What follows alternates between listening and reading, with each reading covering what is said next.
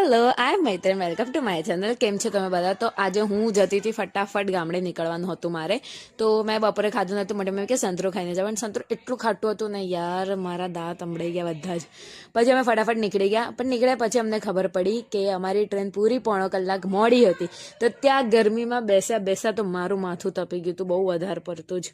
અને એટલી ગરમી લાગતી હતી, ખબર નહીં ગરમી ચાલુ છે કે ઠંડી, એ જ ખબર નહીં પડતી પહેલાં તો મને. પછી માસાને આવી ગયા હતા, અમને ટિકિટ નહોતી મળી તો નો રિઝર્વેશન, અમે જનરલમાં ગયા હતા. તો બી અમે બધા સાથે હોય તો મોજ મસ્તી તો બનવાની જ હતી આગળ વિડીયોમાં. તો અમારી માસીએ ફટાફટ આવી ગરમીમાં લીધી ગરમ ગરમ છાશ.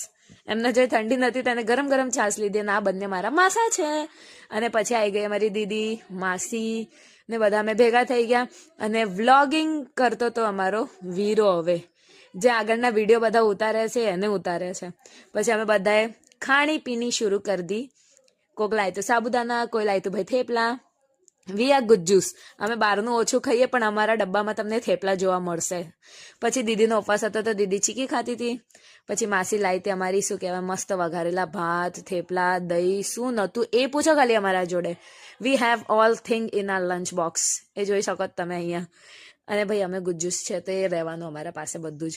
તો મેં બધું જ મસ્ત પેટ ભરીને ખાઈ લીધું, જે પેટ ટાઈટ કર્યું.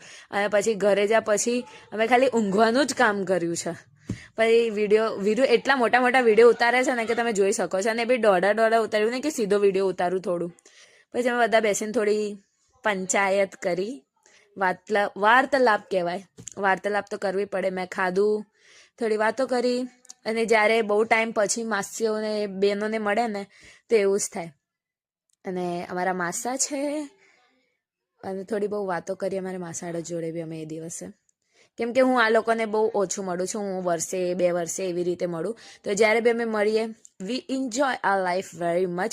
તો ટ્રેન જર્ની તો અમારી બહુ સારી રહી હતી. ભીડ થોડી હતી પણ કંઈ નહીં, એ તો ચાલ્યા જ રાખે આપણે. પછી અમને થેપલા ખોલ્યા. ભાઈ ગુજ્જુના ડબ્બામાં થેપલા તો તમને મળવાના જ છે, રાઈટ?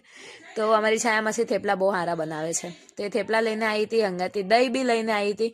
તો થેપલાને દહીં મળે એટલે તો મજા જ આવી જાય અમને. પછી આ જો અમારી દીદી, એના જોડે એટલી દુઃખભરી વાતો છે ને કહેવા માટે કે જેનો કોઈ વિસ્તાર જ નહીં.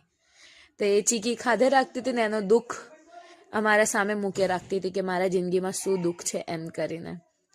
પછી મારી માસીએ થોડી વાતો કરી. પછી મેં બી ખાવાનું ચાલુ કરી અને થોડું ખાધું. આ વ્લોગ કદાચથી છે બહુ મોટો આવી જશે, 2 પાર્ટ છે વ્લોગના. અને નેક્સ્ટ પાર્ટમાં અમે જે મસ્તીઓ કરી એ તમને આવશે. તો અમે સાથે સાથે થેપલા વેપલા બધું બનાવીને લાયા હતા અમારી સાથે. ઓકે, તો પાર્ટ 2 માટે કન્ટિન્યુ રહેજો એના સાથે. બાય.